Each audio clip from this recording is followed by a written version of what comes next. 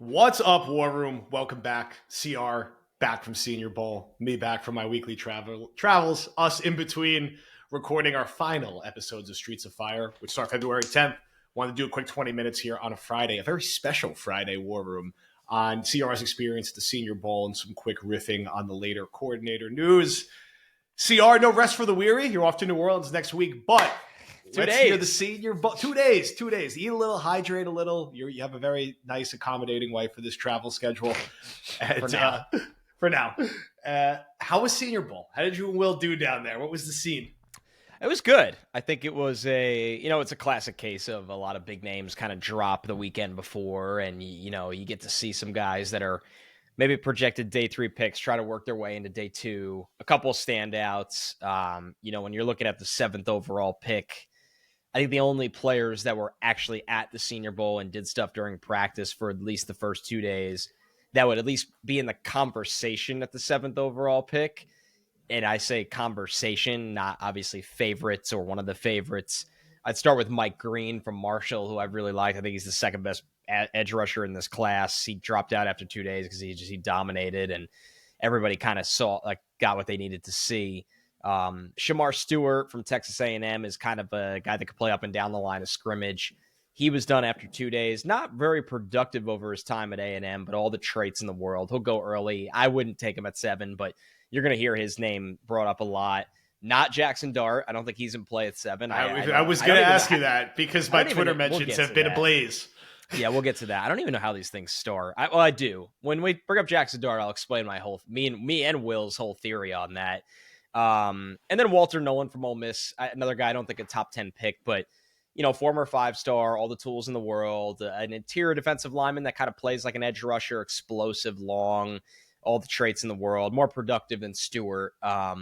These are all defensive linemen, and I wouldn't rule that out entirely with the Jets, but once again, I don't know if it's the type they necessarily need. And then I think the guys we're going to talk about today that were on my radar from a Jets perspective are more day 2 and day 3 kind of players that can be really, really helpful in areas that they just feel very thin right now. All right, let's talk Jackson Dart theory, and then I want to talk about your day 2, day 3 targets for the Jets. So as I do a few times a week, I ask a question on Twitter just to kind of see where people's temperature is at on some things. I asked a question about who the Jets should take with the 7th overall pick. I would say the answer I got the most might have been Jackson Dart. That's and insane. Then a lot of hearty debates in my mentions about, well, didn't we learn anything from Bo Nix last year? Just take him. Haven't we seen this like in other situations where if he's your guy, like why wait to take him? Why can't he be the 7th overall pick?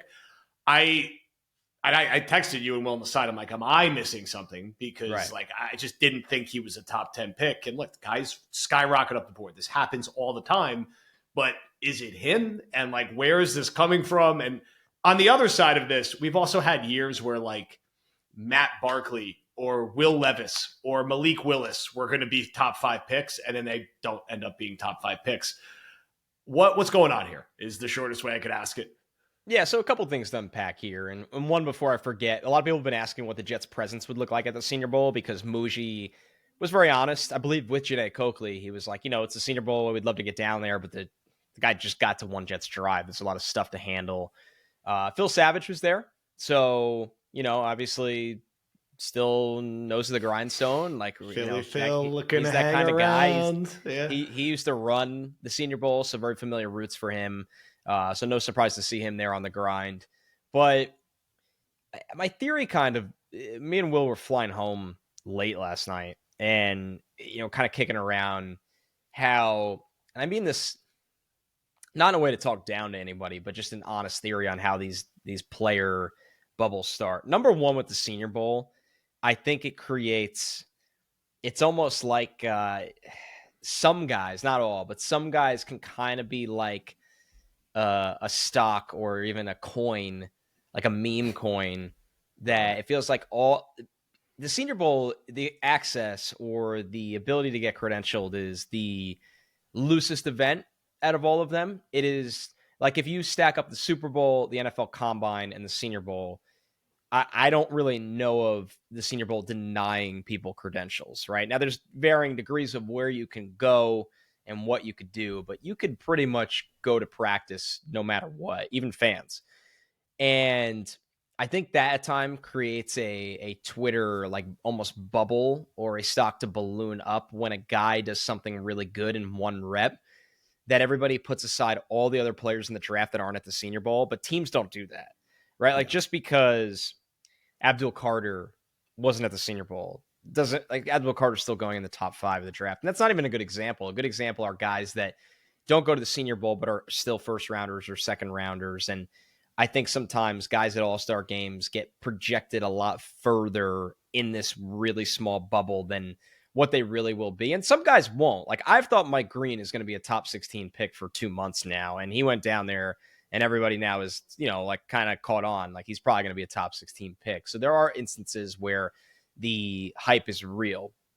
But my second and more important part to all this theory of how we get here with the Jackson Dart's a good example is there's a lot of people that don't go to the Senior Bowl and they try to aggregate what they see people tweeting about in practice. And they might have a lot of followers, or they could even be watching the TV copy and see one play.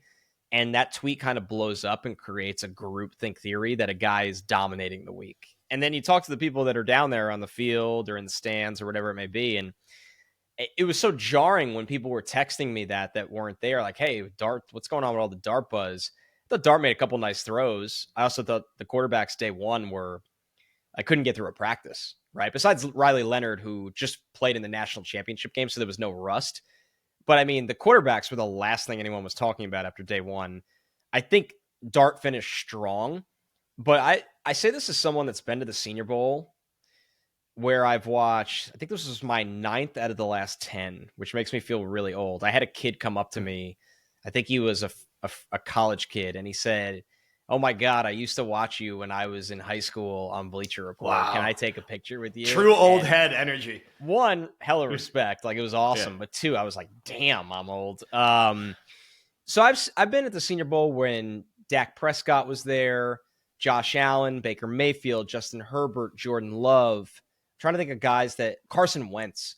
You watched them there, and Dak only went in the 4th round because of the DUI before the draft, and he was always going in the 2nd round, and that really threw things out of control.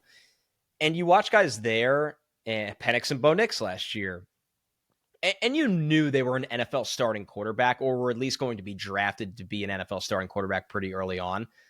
And I wasn't reading a lot throughout the week, which actually made my process better. I didn't come away with that thought at all with any of these guys. I thought, and it's funny to me because I had Dart as QB4 when Trevor and I did our quarterback rankings a couple of weeks ago, and that was generally high at the time. I think people were all over the place on Dart, but I had him QB4 in a class where QB4 might go pick 90 or pick 75. So I don't think he's going in the 1st round. It reminded me of a couple of years ago when we had this class that Kenny Pickett, Desmond Ridder, Malik Willis, and even Matt Corral were all once upon a time thought of as top 40 picks. Then the draft comes, Pickett gets overdrafted, Ridder, Corral, and Malik Willis fall off a cliff. Like, nobody even wants to take them. This year, Cam Ward and Shedeur Sanders are going to go. I just wonder if there's a giant gap after that, where maybe at the end of the 2nd round or the 3rd round, but like then Milroe and Dart come into play. This just isn't a class that people are betting the house on. So it felt a little bit like manufacturing another quarterback into this class that just doesn't have a 3rd quarterback in the 1st round right now. And if a team does take one at the end of the 1st round, I honestly think it would be a mistake. I just think that's not projecting the draft the right way. So I don't think Dart's in play at 7. If he is, and I'm missing something, I think that is a huge reach and overdraft. I'll read you my notes on him just to be fair. I don't like just talking about a guy without explaining, what I've seen from actually watching him. It's spilled countless hours of my life into tape of these guys. I might as well kind of break it down. I think the arm talent is really solid with Dart. He's one of these guys that, when you watch him throw intermediate throws, especially in the middle field, like, he can really let it rip. I think he's really tough. Like, he hung in there and he got the shit kicked out of him and made some big throws. I love that he ran for 36 first downs 2 years ago and 30 this year. Like, he really weaponized his legs to pick up first downs. And he was able to cut his fumbles down over the last 3 seasons from 7 to 5 to 3, which is a really good sign of ball security. But you look at some of the weaknesses with him and why he's not a first round quarterback. I mean, coming out of this Ole Miss Lane Kiffin offense is a big adjustment period. He's just an inconsistent thrower. He'll miss a layup on one play, and then the next play he makes the impossible throw. You watch the 2024 Georgia game, you'll see a lot of that. Less than 30 snaps under center over the last 2 seasons, and day one of practice, he couldn't even take a snap under center. It was like really tough to watch. It's going to be an adjustment period. That's how it goes. Yeah. I think he needs to be a little careful. Sometimes he pats the ball before throwing, and defenders would jump on throws when he did that at times. He took 26 sacks in 2023, 25 in 2024. The situational awareness at times is just really lacking. You could stare at the rush. It's just not a first-round quarterback. There's a lot of tools there, but I think this guy needs a redshirt year. And redshirt quarterbacks, they don't always go in. Mahomes is really like a weird outlier. So, yeah, that's a long-term answer of how to explain how you get that hype and kind of where I land on it. But I came away from the Senior Bowl. If you asked me to name 15 players that stood out, I wouldn't have a quarterback in the top 15. Yeah, I think I get the See me holding a stress ball as I'm talking right now. Like it's really bad. I get the we want an answer. Like it's a tough spot that the Jets are in a quarterback right now, right? Like logically, it probably doesn't make logical sense to bring Aaron Rodgers back, and it's probably not going to happen. So once you move past that, it's like, well, how am I going to get myself excited for like Tyrod Taylor or Justin Fields or Jarrett Stidham or Teddy Bridgewater or whatever other thing we're throwing out there?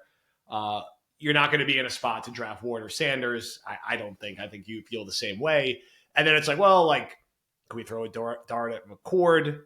Is there another guy? And now it's like, oh, well, maybe there's this other guy we can take at 7, and he's going to be a steal. And like, let's make it a thing and let's make it happen. And let's not forget, we were just recording Streets of Fire. That's how the Jets ended up taking Zach Wilson, number 2 overall, when they missed out on Trevor Lawrence. So I don't think they will take him at 7. You certainly know better than I do. I know crazier things have happened in the NFL draft. I do not see this new regime staking their entire legacy. That'd be a choice. Job tenure on taking him at number 7. But I feel like they'll go in the trenches most likely. Maybe look what just happened to Rand Carthen.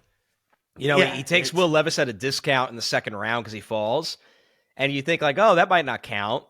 And then Levis is bad, and Carthen never even gets a chance to take a guy in the first round.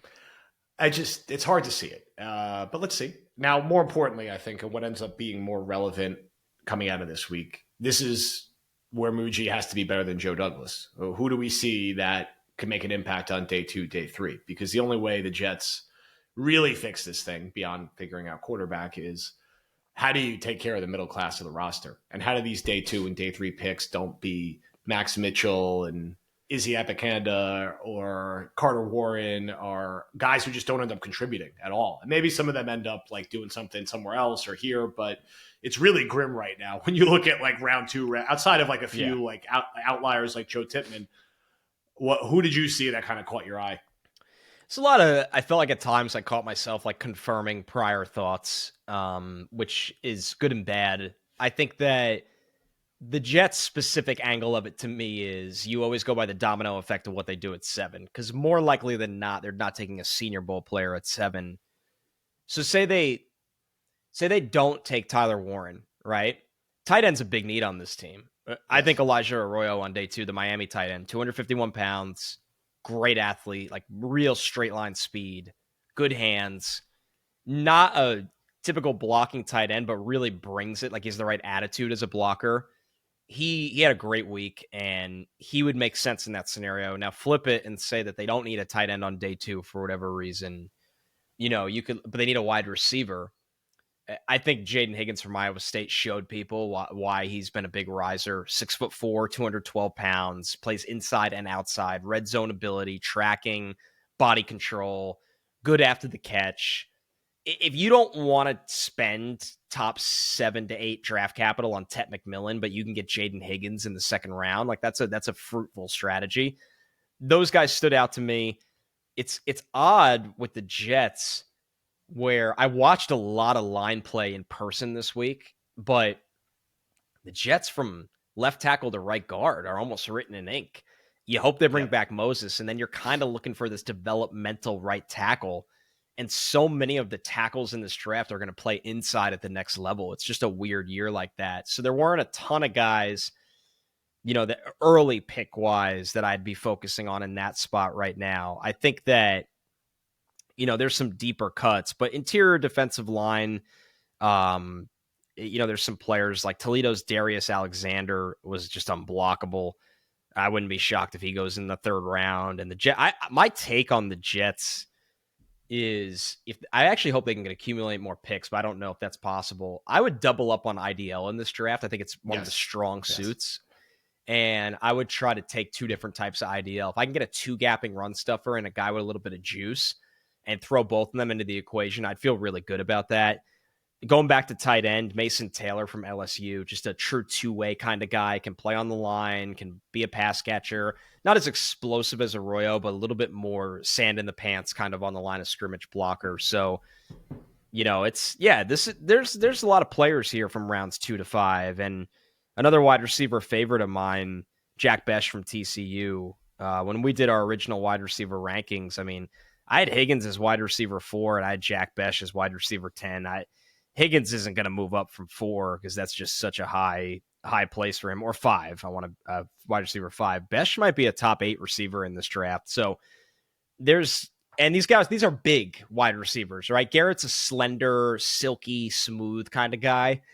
I think that this is a meat and potatoes draft where the Jets can be tougher. And this is Aaron Glenn's show now. Like Aaron Glenn, he is going to look at how the Lions built that team and try to be he doesn't want to be a social media team. I know it's cliche, but like he doesn't want guys logging on Twitter and worrying about their PFF grades. He wants guys that punch you in the fucking mouth and wear you out. And Jermaine Johnson is that DNA player to me. And I think Garrett is that way. I think a lot of people get the wrong idea, Garrett. I really think he's built for that. And some guys that can, the NFL is funny because there are guys that are that. There are guys in the middle that when things are rolling the pack mentality, they get picked up with the pack and play that way. I think Sauce would be like that. I think this will be a good culture for Sauce to be in.